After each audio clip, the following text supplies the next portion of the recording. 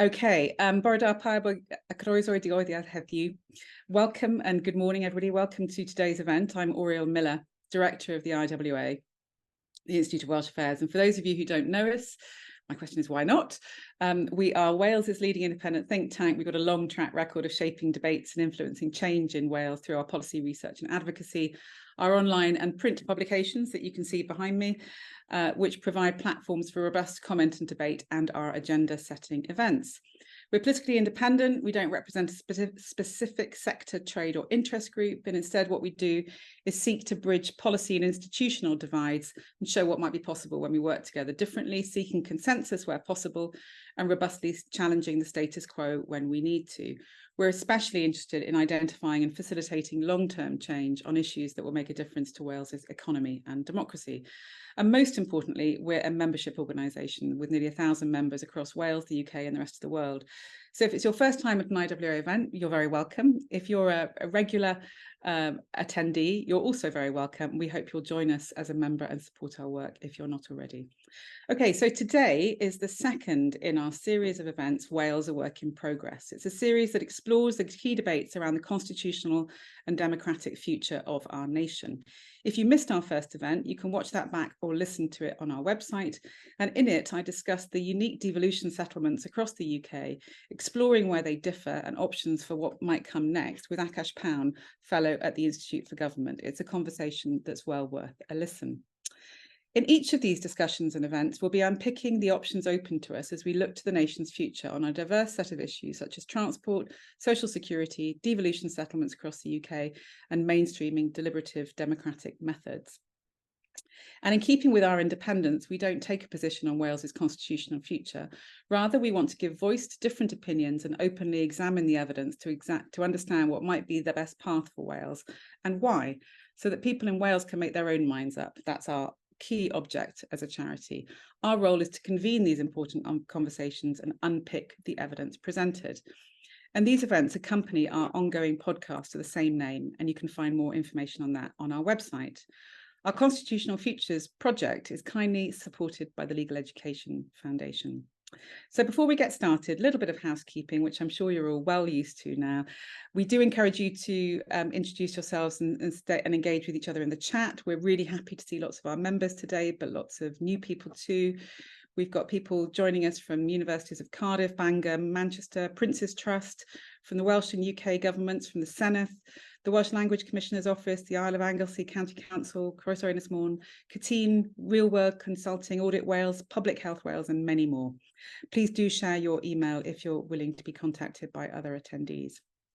Please send your questions via the Q&A function on Zoom, and we'll have lots of time for conversations. And the IWA audience is a very informed one, so we'll expect some really tough questions from Mairi. Please remember that the event all chat and questions are being recorded.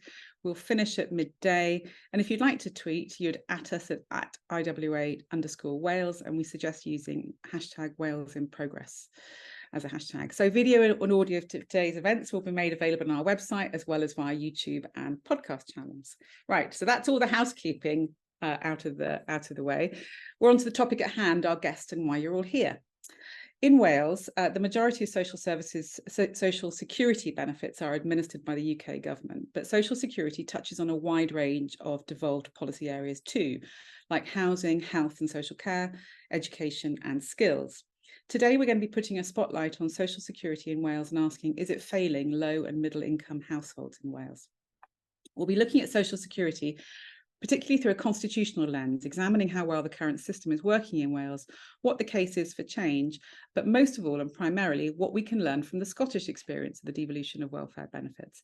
And I'm aware that there are lots of you who will be much further in the weeds of social security than me, so we'll be really relying on you for some of those differences. But today is an opportunity to hear from Mairi about the Scottish journey and how that's worked.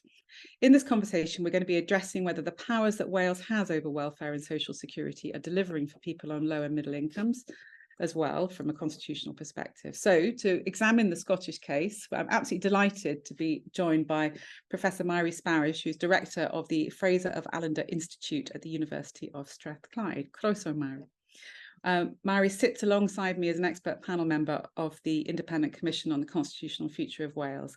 And again, we'll have lots of time for questions to Mairi after our discussion. So do please get your thinking caps on. Welcome, Mairi. Thanks very much indeed for taking the time to come and speak with us. No, thank you very much for the invite. Mairi, would you like to set out first of all, obviously your expertise is in the social security system in Scotland. Can you just talk us through, from our side of things, what has Scotland's journey been to greater devolution in this area? Yeah, absolutely. And much of this is followed on from the 2016 Scotland Act, which came in the wake, of course, of the independence referendum. And as ever in Scotland, you can't look at any of this except without considering the big constitutional questions that are a fabric of our debate about pretty much everything we talk about in Scotland.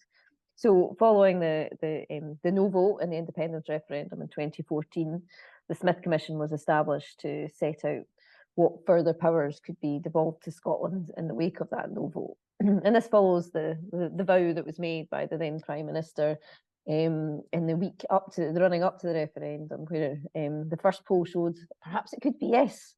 So they rode up to Scotland and said, if you vote no, you will get a significant new package of powers will be devolved to the Scottish Parliament. So the day after the referendum, the Smith Commission was established. And the headline grabbing stuff from the Smith Commission proposals, which, to be fair, were published within a couple of months of the commission being established, which is lightning fast for these things, to be honest. The eye-catching things were around tax, and there was a lot of focus on the fact that income tax, or the majority of powers around income tax, would be devolved to Scotland. Because of, obviously, it's a very large amount of money potentially that we're talking about here. But also, as part of that package, there was a proposal for a significant number of benefits to be devolved to Scotland. Now, the package of benefits does look a little curious if you look at it in the cold light of day, but many of them are linked to ill health and disability, and also things like cold weather payments and these sorts of payments that were made to people in specific circumstances. So this package of benefits, which around the time of devolution amounted to around £3.5 billion, it is still a relatively small proportion of the total social security payments in Scotland. No powers over things like job seekers allowance or the state pension or anything like that. But it's the collection of benefits mainly that are related to ill health and disability. And Scotland's been on quite a long journey since the Scotland Act 2016 was established to actually implement these benefits in a practical sense. So there's been a long programme of setting up a social security agency in Scotland called Social Security Scotland, and that's not been without its issues, particularly over the cost of setting up that agency and recruiting appropriate staff. Also, there's been some phasing in of the benefits the new benefits that are being established. They've all been renamed because that has to happen if you devolve something to Scotland, to call it something else. For example, the biggest benefit that's being devolved to Scotland is PIP, which is being replaced by the adult disability payment. And there's all sorts of bits of PIP, such as the child disability payment as well, which are also being devolved. So all of these things have been devolved and renamed, but it has taken a number of years for that to be done. And the first timetable was for this all to be completed by the end of the 2021 Parliament. And now we're looking at the end of the current Parliament. So by 2026, everything will be fully devolved, and everyone who's on PIP in Scotland will transition over to the new devolved adult disability payment. The conversations about what to do with these benefits have been quite interesting. The political discussions in Scotland are often about moving away from what's seen as a cruel system that's run by Westminster, and particularly around things like PIP and related work capability assessments and so on, to have a much kinder approach to recognise that people are entitled to the benefits that they claim, certainly for the most part, and that they shouldn't be put through harsh sort of assessment systems in order to access those benefits that they are entitled to. So a much more a system that's just much more about helping people get what they're entitled to than putting barriers in the way to try and reduce the cost. So that has had some sort of fiscal consequences, which we can kind of come on to. But that's definitely been a part, it's in the fabric of the Scottish social security system, that there will be a kinder approach and that people will be encouraged to uptake the benefits for which they are entitled, rather than being put barriers in the way to ensure that people might be put off claiming. There's also been, as is a power under the Scotland Act, an approach to introduce new benefits where possible. And the main example of this is the Scottish Child Payment, which started off as a payment to children in qualifying households, which are identified through the fact that they claim certain parts of universal credit. £10 a week for each child that's in that household. For children under 5, that is now expanded to £25 a week for all children in those eligible households under 16. So it's a huge expansion in that benefit. That also has fiscal implications, again, which we can come on to, because that isn't a benefit for which there's a corresponding adjustment to the block grant. That just has to be funded out of the Scottish Government budget. So it does mean that that's been prioritised instead of other types of spending that the Scottish Government could consider. Okay, there's loads there to kind of start picking through. Thanks. Can we go to the changes in terms of adult disability payments, and just picking up how that's administered differently in relation to getting rid of some of those barriers. So there's a very clear different ethos in terms of social security as a human right, not as something that is slightly out of reach and you need to justify why you'd be getting it. Can you talk about the practicalities of how that's administered differently? Sure. So my understanding is that the assessment is less invasive, and I think as well it's not expected that it would be done as regularly. Once somebody, particularly when people with certain disabilities, which are obviously not going to change, and so it's these sorts of things that the assessment is different, and also isn't repeated endlessly to see if people's disabilities have changed when they're obviously not going to change, this sort of thing. But as I say, there's an issue right now, obviously across the UK, where the numbers of people on ill health and disability related benefits has increased sharply. And that's also true in Scotland in terms of the base of people who are going to be claiming these benefits. If something happens across the UK, fiscally, the Scottish Government aren't any worse off, and we can talk about that in a second. But if there are Scottish specific factors that mean people are more likely to claim the benefits, then again, that causes pressure on other elements of the budget. I'm not saying it's not the right thing to do from a policy perspective, but if you're encouraging more people to take up and helping more people to take up, then it is going to cost more also, which it does have a fiscal consequence. Okay, so let's just zoom out a little bit. So you've got the devolution of certain benefits to Scotland with a corresponding decrease in terms of the block grant. You've also got the planning for that having happened on the basis of forecasts that were in existence at the time, but the whole process for putting them into place has taken much longer than expected. Plus, we've had the curveballs of both COVID and the Ukraine cost of living crisis since, and now that sharp rise in claimants across the UK. So you've got a situation that was planned for, but then the parameters have changed dramatically, as well as the kind of normal, in inverted commas, political decisions that any government would make in relation to what they want to do and how they want to achieve it and how they're going to spend the money which is available to them and which is discretionary in terms of decision making to them as well. So there's some practical implications. You talked a little bit about how the setting up of the system, the new Scottish part of the system, has taken more time and more money, but there's also presumably something in there which is the sort of how it's being received by people and the kind of engagement with people around around that. So could you talk us through a little bit about some of those quandaries? Because obviously, you know, your point just now around if this is a UK-wide system, then Scotland gets a consequential from you know, additional spend in England, obviously, and that can be used, but that can't be planned for, and that's a one-off, not something in perpetuity too. So it's not straightforward.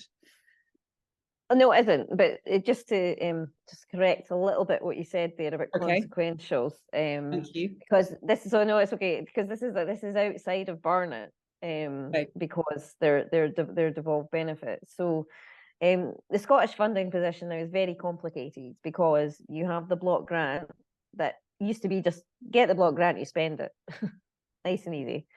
But now there's the block grant, and then there's all these block grant adjustments to reflect the fact that taxes have been devolved, which means the UK government have lost that revenue because the Scottish government gets it now. And social security payments have been devolved. So the UK government no longer have to pay it. So you whack a bit off for the taxes and you whack a bit back on for the payments for social security. And the issue really is that what that whack on or off is based on what's paid per head in the rest of the UK.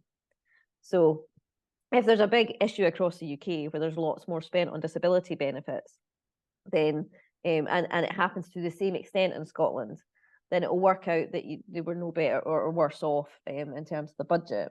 If there are Scottish specific factors that per head there's more likely to be payments, or there's more likely to be higher payments, that means that you know, the Scottish budget will be squeezed because we'll spend more than the block grant adjustment coming from Westminster. And on the benefits that have been devolved, and there is a block grant adjustment related to that, that's definitely the case. We're spending much more than we're getting in funding from Westminster, because it's not only that we're being kinder and there's higher take-up rate, it's also that generally the payments are more generous if you look across the suite of payments that we're making. So again, those are choosing to pay more.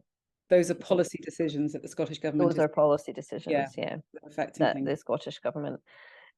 Overall, in terms of kind of the way that the public are kind of receiving this, I think the Scottish Child Payment is an area where people who are receiving it's making an absolutely enormous difference. I mean, this is really a tenet of Scotland's statutory child poverty targets, and this is one of the main policies the Scottish government are looking at to be able to try and do it. And from thinking about a policy impact point of view, it's really easy to measure the impact that has on child poverty, because essentially you're just increasing the income of people in poverty with children. So it makes it, you know, it's quite a visible policy intervention for those people. Overall, though, public understanding of the devolution settlement and what it means in terms of tax and social security powers is very poor. And you know, the knowledge about even the income tax is devolved, never mind that we have you know, a social security system now in Scotland that is responsible for significant benefits, is likely only, you know, known to people if they're in receipt of those benefits and perhaps are transitioning from PIP to ADP and so on. So I think overall the kind of understanding of this in public discourse is pretty poor. And that will be the same. I mean, that's the same in Wales, certainly, in terms of that overarching thing around devolution, and also about the powers that Wales has around income tax and other things. Can I just double check with you?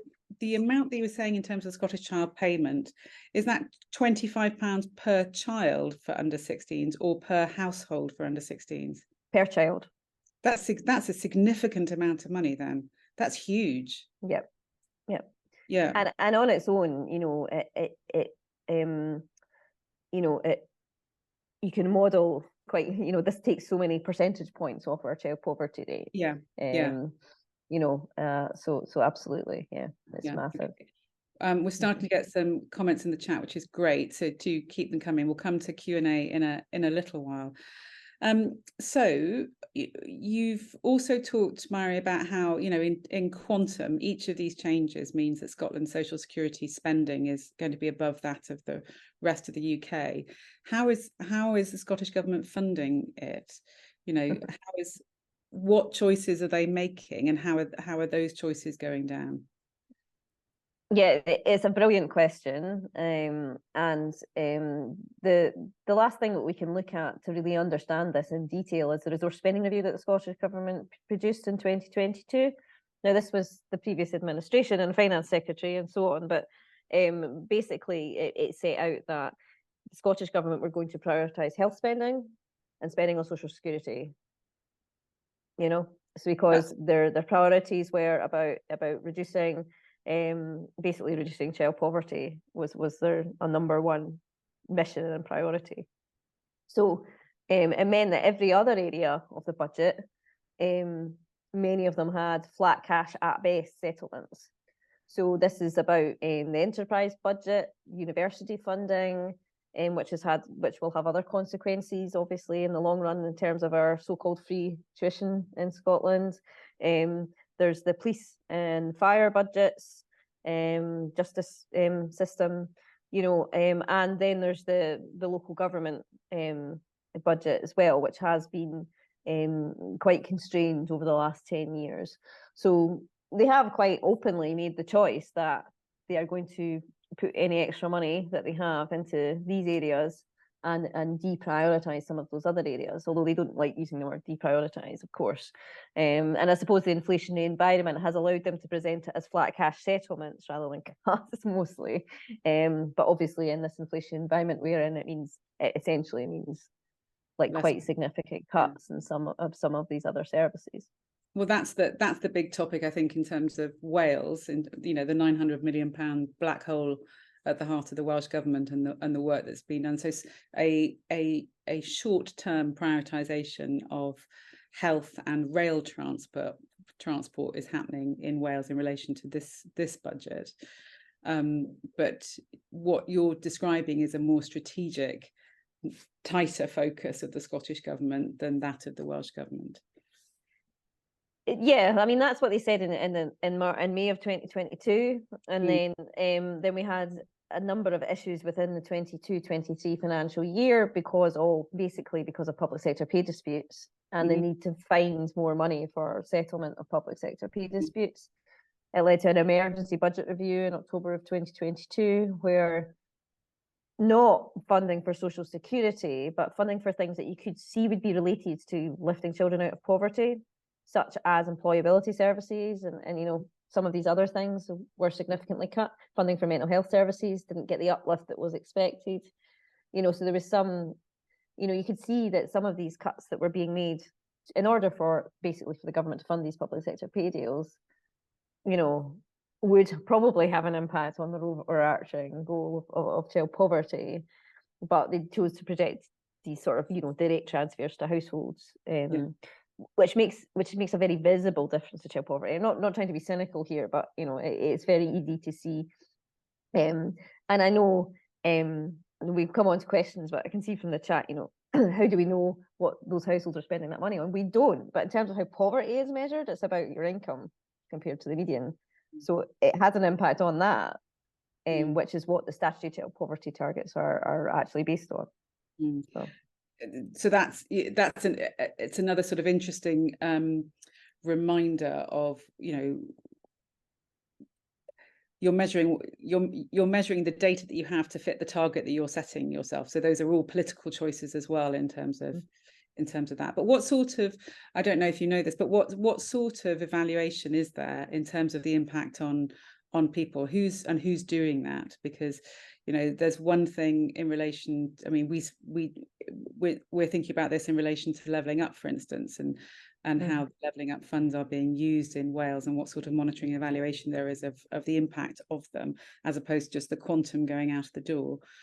Yeah, I mean, I would hope there is a significant process of evaluation going on with something like the Scottish Child Payment and understanding the impacts it's having, not just on because we can actually observe the impact it has on income, obviously, but then what it has in terms of the outcomes for. But I mean, that's quite a long burn question because, I mean, a lot of the focus, to be fair, of the Scottish Government in the last 10 years has been about early years and the impacts that investing in children has on the long run. So when was their outcomes in life? When were people first transferred over? Are you talking about it happening in phases? So when was the first cohort transferred over? So it's been very recently in the last 18 months or so, and then it was just sort of the payments were racked up until like this financial year. So in April it went up to £25. So I mean, it's all been very recent. And obviously we have been encouraging Social Security Scotland and the Scottish Government to ensure that they're collecting the data one would need to be able to understand the impact of this when we come into 3 years' time to actually evaluate it. This is always the problem though, isn't it, with government policy, including with levelling up. So little money is sort of dedicated to evaluation at the start, which means that when you're asked, as we often are as well as an institute, to evaluate policy interventions, you try and do it and then you're like, well, I can't because we don't have the data in order to be able to do it. No. Yeah, the data isn't good enough. And we've done countless evaluations of different sorts of interventions where all we've been able to say after a lot of work is, well, we don't really know because the data isn't good enough. More research needed. Mm-hmm. Yeah, well, if you don't collect suitable baselines and put in place suitable data collections, you just might never know if the policy is having the intended. No, and that's an even greater challenge with the devolution of particular new powers as well, and the implementation of those new powers. There's quite a lot of prep that needs to be done up front. So let's just unpick the kind of fiscal sustainability of this then. So, does it feel as though it's something that's only going to get bigger and bigger and bigger, and therefore there are going to be some very hard choices to be made further down the line, or even harder choices around what money is spent where? How far ahead are things being projected and on what basis? So, I mean, we're lucky in Scotland, and if you look at my bio, anybody, you'll see that I was a part of setting up the Scottish Fiscal Commission. So I would say it was a good thing. But anyway, just declaring an interest there. We do have the Scottish Fiscal Commission in Scotland. Now, this was set up kind of as a prerequisite for the whole fiscal framework being agreed. Lots of people, including the Parliament and the Treasury and at the UK level, were keen that there was an independent body who'd be responsible for the forecasts on which the budget would be underpinned. Because at the time when you're setting the budget, as we will do in December in Scotland, the income tax forecasts, which is the biggest chunk, are based on forecasts. So obviously you wouldn't want any bad incentives to get into who was doing this forecast. So we've got an independent body who does the forecasts for the economy, for the tax and social security powers that are now devolved to Scotland. So we have all of that independent analysis. They've also done their first fiscal sustainability report in January, which looked at the sort of overall sustainability of spending in Scotland, and that's on over a kind of 50-year horizon rather than just the sort of 5-year horizon that they're doing when it comes to budgets. And there's both a short-term issue and a long-term issue in terms of sustainability in Scotland. It would appear for this current financial year that we're about to have the budget for, that there might be as much as £1 billion gap between what the Scottish Government wants to do and what it has resources to do. So, some of those tough choices are going to have to be made. And this is at the backdrop of the Scottish Government continuing to make announcements about things it's going to spend money on, such as a council tax freeze, as was recently done. So there's an actual immediate issue about funding priorities and how they're going to fill that gap, which could mean more income tax rises. We just don't know. But there's definitely a longer term fiscal sustainability issue, which, to be fair, isn't just about Scotland. It's the sorts of messages that come through the OBR's report for the UK as well, which is essentially, given that health spending is going to swallow up a bigger and bigger part of the budget, how sustainable is it? Our current levels, particularly of taxation, for example, to be able to sustain that, over the next 50 years, and some difficult choices are likely going to have to be made in the future. Now, that's based on what we've seen in the past, which is as the population ages, healthcare becomes more complex. Healthcare actually advances. It doesn't become cheaper or more efficient. It becomes more expensive. Yeah. So that's based on that, and that's disputed. Some academics think that we will find ways to make public services more efficient, as we use AI and other technologies to deliver it. And there's also an issue about how you price in, preventative healthcare and people living longer, but some of them living more healthy lives too.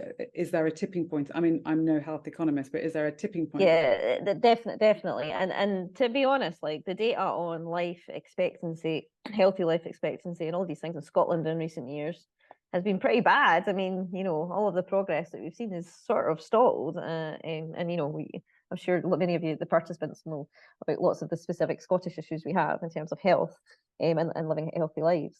So yeah, so those are the long-term fiscal challenges. I think the social security challenge is definitely presenting itself over the next 5 years, though, as you see it going from the devolved social security portion going from, kind of around 10% of the budget. By the end of the forecast horizon, it's up to 14% of the budget.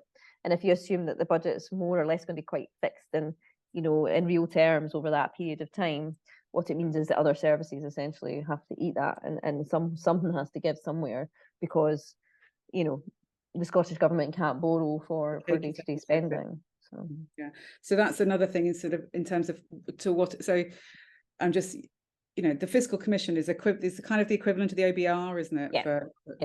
To think of it like that. And there are other things that have been suggested similarly for Wales, but aren't yet in place, although we now have the Welsh Revenue Authority.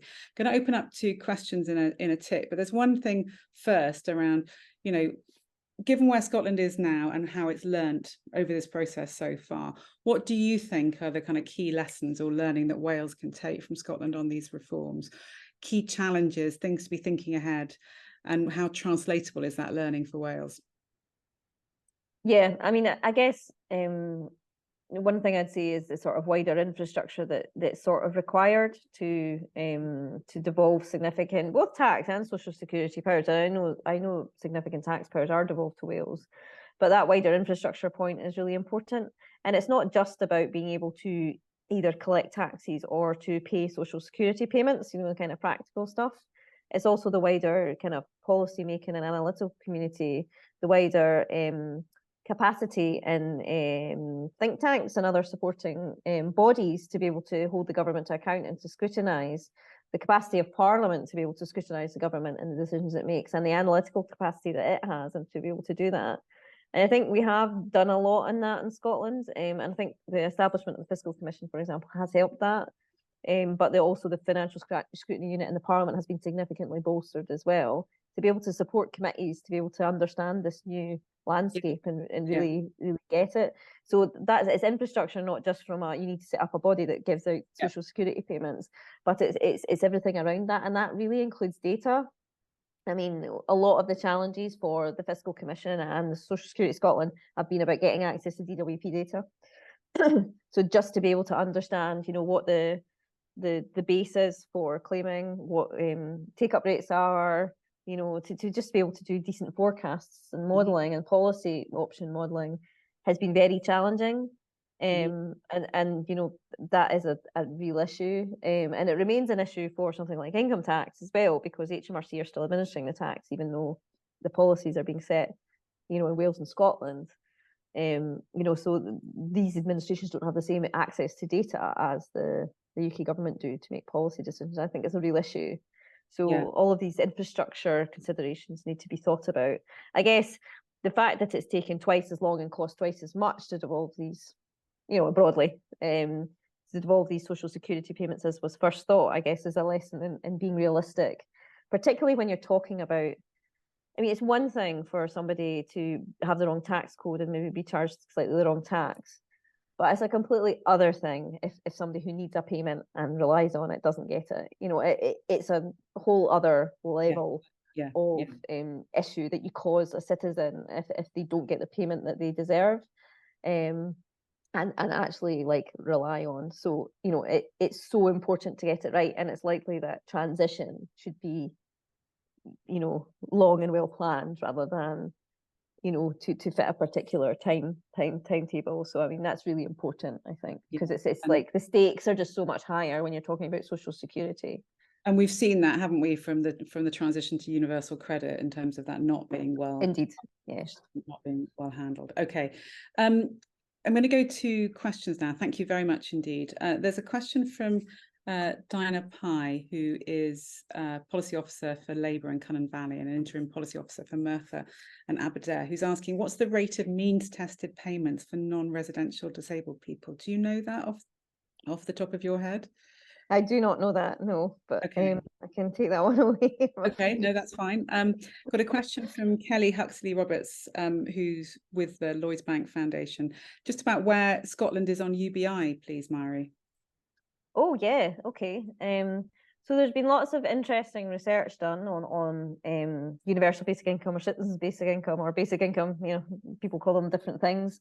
We've done quite a lot of research on it over the last few years as well, and basically looking at the sorts of different models of basic income, because sometimes people talk about basic income, they mean different things from each other.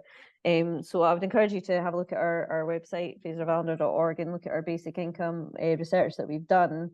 We did some thought experiments about different levels of universal basic income. You know, whether it's at the floor of kind of the UC, or getting up to what more people would consider actual income you could live on, and so on.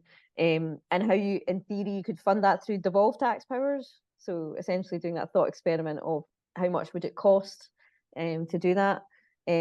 So, which showed that it's very difficult to think about doing it in a devolved setting because of the sorts of changes you would have to make to the tax system. It'd be very difficult to do it in that. And obviously, you'd have to get the powers over all social security benefits to be able to do it in any case. So there's some practical discussions going on that were going on about that after we did that report. There was discussion about pilots happening in certain parts of Scotland. But I would say that the discussion around this in Scotland's very much moved on to minimum income guarantee rather than basic income. So we've done some other modelling and research across the UK about how much it would cost to introduce a sort of minimum income guarantee, which was more at a, ensuring that anyone who falls below that is topped up to that level rather than a basic income. And the Scottish Government are keen to explore and continue to explore whether this is something that could be done in Scotland. So I'd say the debate has evolved more into that area because the practicalities and the cost of something like basic income just didn't seem feasible in general or in a devolved setting. That's interesting when you look at, the Wales pilot for care leavers that's underway at the moment, will be evaluated, obviously. Great question. Thanks very much. There's a question here from Helen John about that £1 billion shortfall. Is that for between now and the end of March 2024 or for next financial year? That's for the next financial year, thankfully, for the Scottish Government's point of view. So they still have the ability to make because it's been interesting because they announced that in May, and this was a part of their medium-term financial strategy. So this is sort of what the Scottish Government's equivalent of the autumn statement would be, I suppose. The budget in December and then a mid-year kind of statement, which is supposed to kick off year-round budgetary discussion in the Parliament. In May, it sets the scene, and then the committees talk about their pre-budget reports over the summer and so on. And they said that then, which they had said £1 billion in 24-25. Perhaps going up as much as 1.7 billion in a few years' time. Now, it was a bit, this is my personal view, a bit of expectation management to the Chamber and the committees, saying, look, if you're going to ask us for stuff for your pet area or your particular policy, it's pretty difficult. So you're going to have to help me figure out where on earth we're going to get the money from if you're going to ask me for anything. So a bit of expectation management. We've also had over the summer income tax receipts coming in a bit better than was thought through self-assessment receipts. So that took a chunk of that off. Maybe that knocked 400 million off their black hole, if you like. But then since the new administration's come in, we've had the Programme for Government, which announced a bunch of spending stuff. We've had the announcements at conference about council tax and extra money for the NHS. So it's probably back up to £1 billion again, given all those announcements. Everybody's waiting for the budget, which should set out, because it has to add up to what they have. Yeah. So it's basically, where are the cuts going to come? And you can see already, you know, as always happens, of course, the interest groups are sort of marshalling to say, if you cut the fire service or the police service or the justice system anymore, then these are going to be the consequences, because people are sort of seeing that it's going to fall on one of these areas that they've not sort of proactively championed, you know, between September and now. Which is always the challenge when it comes to budget setting, isn't it? And whose voices are heard loudly, and what political deals are in that mix. Thank you. There's a question from Meg Thomas, who's with Disability Wales. What should PIP also be devolved to Wales? What could be learnt from adult disability payment, and are there other aspects of social security that Scotland and/or Wales should look to devolve? I mean, it's a great question.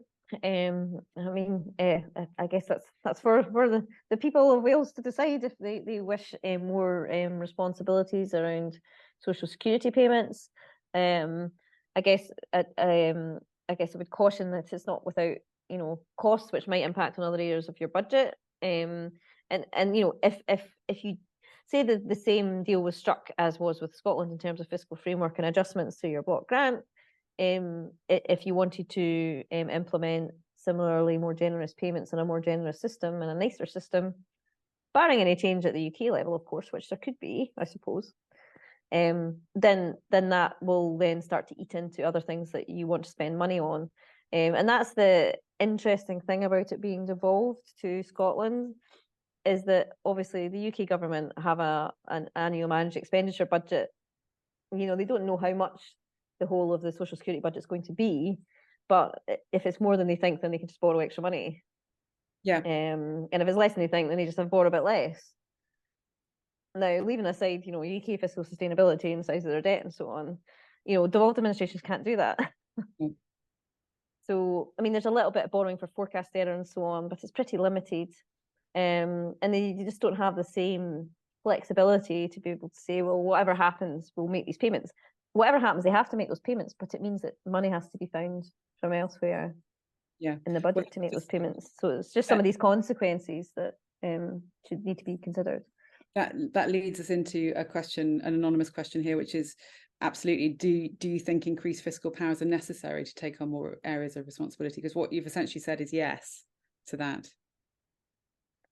Well, yeah, I mean, I'm sorry if I'm misunderstanding the question, but I mean, you would want at least to get the block grant adjustment from Westminster. You know, you could, like Scotland have, if you had the power, introduce new benefits which didn't have any, you know, associated funding. But you know, it does mean you'd have to choose spending money on that rather than spending money on something else. You know, at least if it's devolved, there is that, you know, well, here's the money that we would have spent on Wales if it wasn't devolved. You can have that, which comes to fund it. So yeah, you know, I think, you know, there's people here who are much more au fait with the Welsh Act of 2017 than I am, but there isn't the same powers, I don't think, in there as there is in the Scottish Act to create new benefits and administer them. No, I don't think there is. And if anybody knows differently in the chat, do put it. You put it in the chat. There's a really good question here from Fraser of Allander, who's an economist at Bangor University. Nearly half of all UK DWP benefit spending is on people of pension age. If Scottish Government are prioritising alleviating child poverty, to what extent does the current settlement allow that balance to be shifted in Scotland? Or does increasing child payments necessarily mean taking money from elsewhere to increase the overall size of the benefit system? It's a really great question. I mean, I suppose if you look at the beneficiaries of social security, it's an interesting way to look at it, isn't it? In terms of demographics, you know, the people either in terms of income deprivation, or households with children, or households with pensioners, and so on. I mean, we all know, of course, when you look at the poverty statistics, that the pensioner poverty has come down significantly over the last 20 years, whilst child poverty has come down, but then has sort of crept up again as people in work have had their benefits significantly cut since 2010. So, you know, it's definitely the case that it's the in work, working age people who have had their benefits significantly reduced in real terms, while pensioners have been much more protected. So I suppose if you look at the quantum of social security payments in Scotland, given that there's additional child payment, and then more relatively speaking, more money given to people with disabilities who might be of working age, you can see that balance would be slightly shifted, just because the Scottish Government are choosing to fund extra payments from it within their budget. Of course, the state pension remains reserved, but if you look at the quantum of social security spending in Scotland, still the biggest single item by far is the state pension. And it absolutely dwarfs everything else. It's just so much bigger than anything else. But I mean, the state pension, the triple lock, all of these things in terms of the sustainability of them should be live policy discussions, I think, for all of us, because as well as how we fund social care. Could Scotland choose to break the triple lock then for Scottish pensioners? No. What would need it's to reserved? Okay. It would need to be devolved. Yeah. And there's a question here from Peter Hugh Jenkins, who works for Ruth Jones MP. Not requiring continual reassessment for long-standing concerns clearly reduces a level of cost and bureaucracy. Is there any added complexity on an admin side with the Scottish system versus the England and Wales system? It's a great question. I mean, I certainly think that looking at Audit Scotland reports anyway, and I mean, I'm no expert on work capability assessments, so there'll be other people more able to talk about it than me. I certainly think that it's been more complex than was expected by the Scottish system, because it's taken much longer to set up and much longer to transition than was hoped at the beginning. But I think these are the sorts of questions for wider evaluation, I think, in terms of the outcomes that a different approach to citizens generates overall, both in terms of the efficiency of the service, but also, I guess more importantly, the outcomes for the citizen involved. And knowing what you know now from the experience in Scotland, what's your opinion in terms of where Wales could go next on constitutional reform around this package of issues, welfare and social security? Wow, yeah. I mean, I think I know there's a lot of work to look at the sort of package of power. Well, the sorts of social security support and infrastructure that there is in Wales, and to make it more coherent, I suppose, or more. And I think that's an excellent sort of way to look at it in terms of the way that Wales supports its citizens. I mean, I think I would think carefully about the sorts of powers you want and why, and what you want to do with them, and to what extent the the Scottish Government would, in terms of its current makeup and previous makeup, it sort of we find it very difficult to say no to any power, but for kind of obvious reasons, in terms of their long-term view of what they want for Scotland. But I think it's always important to ask, why, what would we do with this power, and would we have the associated resources to be able to do what we want to do with this power without having adverse or unintended consequences elsewhere. As I say, the package of powers that's been devolved to Scotland, given that Scotland tends to be older and sicker and more generally has higher rates of things like disabilities and so on, it does make it quite a challenging fiscal position, because it's likely to eat up more and more of our budget as we go along.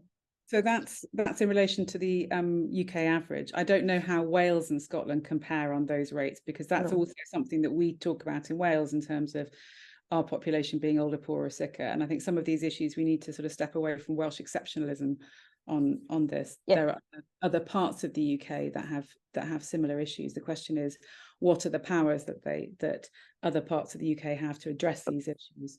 But just before anyone on the call who has a fiscal background screams at me, I realise completely that Scotland has benefited hugely from the level of funding that we've got through Barnett over the years, and if we really looked at a needs-based approach to funding, Scotland would be likely to do as well as it has done through Barnet. So I totally recognise that in terms of spending, the per head on the same service, Yeah. And I think, we do a lot of work at the Institute to kind of explain that to citizens in Scotland. Yeah. But yeah. people don't, and with very good reason, people don't necessarily want to know where the money comes from. What matters is that the money is there, and that they can live their lives as they want to live them. Fantastic. I don't think we've got any other questions from the audience, but do please keep posing them if you want to. I've got another it's a question here from Joe in terms of the challenge of communicating that complexity. It's obviously not straightforward, because it's about the plumbing and the infrastructure behind things too. It's hugely challenging, and I'm an advisor to the Finance Committee at Scottish Parliament, help advise them on the budget process and so on, and they do a lot of work trying to public outreach and to talk to citizens about things that are the decisions that are being made in the budget process, and it's massively challenging. And people's eyes glaze over when you mention the words block grant adjustment and fiscal framework, and I totally understand that. Trying to explain why an income tax cut in England could be beneficial for the Scottish budget because it will reduce the size of the deduction from the block grant, and all these sorts of things, but then it increases the differential in income, it's so complicated. And then you talk about all the social security payments, and then the fact it's based on forecasts, and then you have reconciliations when the forecasts turn into outturn, and it's so complicated. And to a certain extent, that's the legacy of under the sort of Smith Commission principles and everything else that happened. Barnet was to be retained, and everything that we have done since the significant devolution of tax and social security powers is then. So we have to adjust Barnet, and some of that in Scotland, to be blunt, is because it's beneficial for Scottish funding. So people don't want to reopen that can of worms. But it just makes it so complicated. The UK tax and social security system is already horrifically complicated, and then on top of that, in Scotland, we've Christmas treed on all these other things, that make it even more complex. And we've ended up with some weird interactions between devolved and reserved taxes, like income tax and NICs, and all of these strange things have happened to the income tax schedule. Yeah, so it's really complicated, and it's hard to explain it to interested government officials. Never mind the citizens. So it's a huge challenge, and I'm not sure how to kind of to surmount it, except to try and keep doing the sort of things we do, which is to try and explain it in an accessible way as much as we can through the media or through our blogs or through our guides and so on. Yeah, it feels like it's right for it's a bit like a whack-a-mole kind of, something goes down here, but it pops up somewhere else. Those unintended consequences, but also right for a sort of visual explainer in some way in terms of what comes in. Yeah, and just to say that, people like Audit Scotland and SPICE, the Parliamentary Information Centre at the Scottish Parliament, do a great job on these sorts of things to try and explain it as best they can. Yeah, and there are, I think your comment around what else is needed around the infrastructure to enable this to work is one that's very well made, and there are some suggestions currently being made on that score. But also we've got a whole range of change coming up in Wales in relation to potential expansion of the Senedd, potential greater scrutiny. What do you do with that potential expansion, and how do you use that for improved scrutiny, as well as some of the what would an equivalent of the Fiscal Commission look like to be able to provide budgetary and financial backup of modelling and research to current Senedd members, as well as what that expanded Senedd might look like. We've got time for one more question, I think, and I'm going to take the one from Fraser of Allander, which is, one might hope that the devolution of benefits would change the incentives of the Scottish Government in addressing the underlying causes of the demographic and sickness issues that drive benefits costs. And is there any sign of this occurring yet? It's a great question, and certainly the priorities around.